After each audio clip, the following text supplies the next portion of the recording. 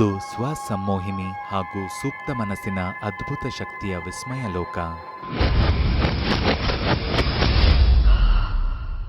ಮನಸ್ಸಿನ ಪರಿಶುದ್ಧ ಭಾಗವೇ ಆತ್ಮ, ಆತ್ಮದ ಅಪರಿಶುದ್ಧ ಭಾಗವೇ ಮನಸ್ಸು. ಮನುಷ್ಯನ ದೇಹದ ನಾಶದೊಂದಿಗೆ ಅವನ ಸರ್ವಸ್ವವೂ ನಾಶವಾಗುವುದಿಲ್ಲ. ಸಾವಿಲ್ಲದ ನೋವಿಲ್ಲದ ಸತ್ವದಿಂದ ಕೂಡಿದೆ ಅವನ ಜೀವನ ಎನ್ನುವುದನ್ನ ಅನಾದಿ ಕಾಲದಿಂದಲೂ ಜನ ನಂಬ್ತಾ ಬಂದಿದ್ದಾರೆ. ಅದೊಂಥರ ಇದು ನಿಜ ಅಲ್ವಾ ಅನ್ನೋದು ನಮ್ಗೆ ನಂಬೋದಕ್ಕೆ ಇದು ಕಷ್ಟ ಆಗ್ಬಿಡುತ್ತೆ. ಒಳಗಡೆಯಿಂದ ಏನೋ ಒಂದು ಫೀಲಿಂಗ್ ಅಂದರೆ ನನ್ನ ಬೆಲ್ಲುಗಳನ್ನ ಆಡಿಸಬಹುದು ಅನ್ನುವಂಥ ಭಾವನೆ. ಯಾವುದೇ ಒಂದು ಪ್ರಶ್ನೆಗೆ ಕಾರಣ ಏನೋದು ಗೊತ್ತಾದಾಗ ಅಲ್ಲಿಗೆ ಪ್ರಶ್ನೆಗೆ ಉತ್ತರ ಸಿಕ್ತು. ತುಂಬಾ ಖುಷಿ ಆಗುತ್ತೆ.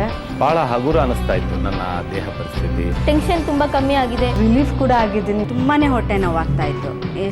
ಯಾವಾಗಲೂ ಹೊಟ್ಟೆ ನೋವು ಒಂದು ತಿಂಗಳಿಗೆ ಒಂದ್ಸತಿ ಆದರೂ ಬರ್ತಾ ಇತ್ತು ಹೊಟ್ಟೆ ನೋವು. ಬಟ್ ಈಗ ಸ್ವಲ್ಪ ಕಮ್ಮಿ ಆಗಿದೆ. ಮೆಡಿಟೇಷನ್ ಮಾಡ್ತೇನೆ. ಹಾಗಾಗಿ ಇಷ್ಟು ಒಂದು ಚೂರು ಮುಂದೆ ಬಂದಿರೋದ್ರಿಂದ ಇನ್ನೂ ಮುಂದುವರಿಬಹುದು, ಇನ್ನು ಇಂಪ್ರೂವ್ ಆಗಬಹುದು ಅನ್ನೋ ಒಂದು ಹೋಪ್ಸಲ್ಲಿ ಇದೆ. ಊಹೆಗೆ ಶಕ್ತಿ ಇದೆಯಾ? ಊಹೆಯಿಂದ ಕಾಯಿಲೆಗಳು ಬರ್ಬೋದಾ?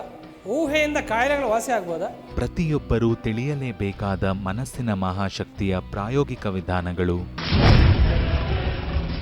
What exactly is hypnosis? Activating the subconscious mind, bypassing conscious analytical mind and working with the subconscious mind.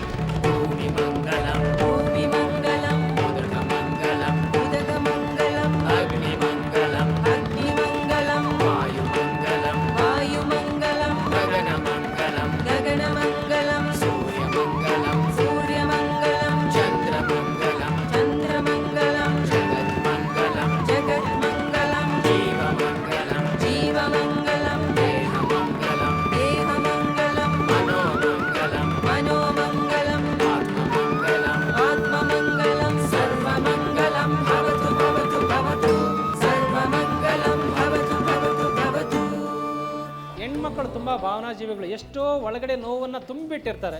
ಈ ಜಾಂಬಿಕ್ ಅಥವಾ ಡೀಪ್ ಟ್ರಾನ್ಸ್ಗೆ ಹೋದಾಗ ಆ ಸ್ಫೋಟಗಳೆಲ್ಲ ಈಚೆ ಬರ್ತವೆ. ಮನೆಯಲ್ಲಿ ಅಳ್ಳಕ್ಕಾಗೋದಿಲ್ಲ, ಸೊಸೈಟಿಯಲ್ಲಿ ಸಮಾಜ ಅಳ್ಳಕ್ಕೆ ಬಿಡೋದಿಲ್ಲ.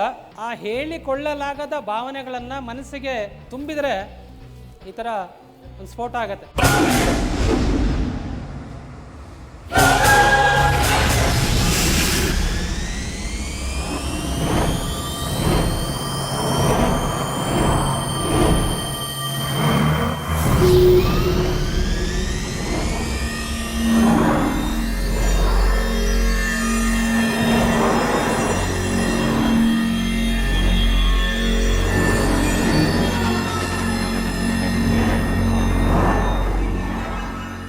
ಸೈಕಾಲಜಿ ಓದ್ಕೊಂಡಿದ್ದವರಿಗೆ ಫಿಲಾಸಫಿ ಅರ್ಥ ಆಗೋದಿಲ್ಲ, ಫಿಲಾಸಫಿ ಓದ್ಕೊಂಡಿದ್ದವರು ಸೈಕಾಲಜಿ ಅರ್ಥ ಆಗೋದಿಲ್ಲ. Trance mind is always useful mind, very powerful mind, but it's also some time dangerous. ಜನ್ಮಾಂತರ ಖ್ಯಾತಿಯ ಶ್ರೀ ರಾಮಚಂದ್ರ ಗುರೂಜಿಯವರಿಂದ ಒಂದು ದಿನದ ವಿಶೇಷ ಶಿಬಿರ. ಈಗ ಒಂದು ಕ್ಯಾಂಡಲ್ ಉರಿತಾ ಇದೆ ಅಂತ ಇಟ್ಕೊಂಡು, ಆ ಉರಿಯುವ ಕ್ಯಾಂಡಲ್ ಏನು ಕೊಡಬಲ್ಲದು? ನಿಮಗೆ ಬೆಳಕು ಕೊಡಬಲ್ಲದು. ತುಂಬ ಜನಕ್ಕೆ ಗೊತ್ತಿಲ್ಲ ಅದು ಹೀಟು ಕೊಡುತ್ತೆ ಅಂತ, ಹೌದಲ್ಲ? Now you separate heat from light, light from heat. Can you separate? They are the one and the same.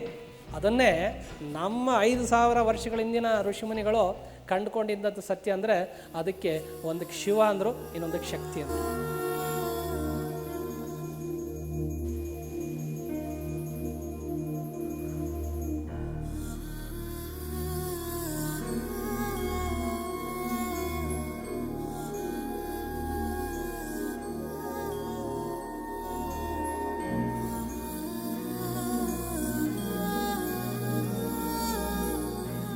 ಪ್ರತಿಯೊಬ್ಬ ವ್ಯಕ್ತಿಯಲ್ಲಿ 3 ಕೇಂದ್ರಗಳಿರ್ತವೆ. ಒಂದು IQ, EQ and SQ. Don't suppress, learn how to express. That is the outcome of meditation.